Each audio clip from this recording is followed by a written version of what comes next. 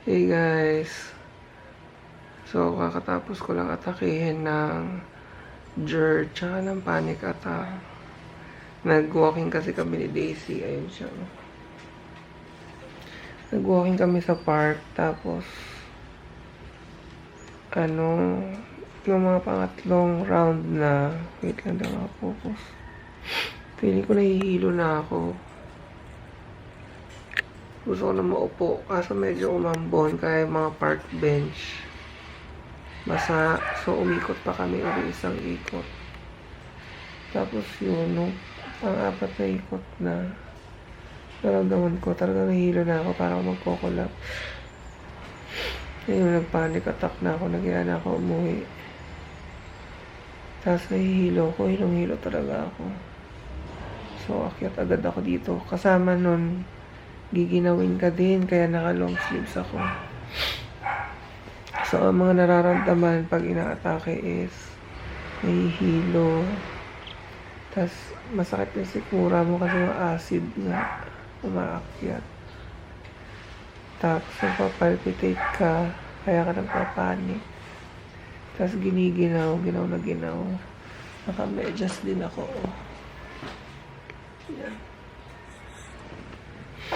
Tapos, feeling mo end of the world na parang mamamatay ka na. Yun yung struggle. The struggle is real talaga. Mga yun, 7:30. Tapos 8:30 na ngayon, medyo okay na yung pakiramdam ko. Kapag ka gano'n, ang gagawin lang, yun, kailangan mo lang mag-relax. Mag-pray, syempre. Kasi baka anytime bigla kang kunin, di ka man lang nakapag-pray. Ayun. Ang hirap ng ganitong sakit. Kasi akala mo minsan okay ka na. Tapos bigla ka na lang aatakihin. Hindi ka pa pala okay. Ayun lang. So lang, ma-inform kayo. Yung panic attack, tinatawag din yung anxiety attack, ganyan. So, bali more than a year na to eh. Nag-start to 2015. So, magto 2 years na ngayong 2017. Kaya hindi ako makapunta ng malalayo nang ako lang mag-isa. Hindi ako makapag-mall. Nakakapag-mall na ako mag-isa pero minsan nahihilo pa rin ako. Kaya kailangan may kasama ako parati. Ang hirap talaga ng ganitong sakit. Tapos, traidor din kasi akala mo yun nga okay ka na. Tapos biglang atakihin ka pala.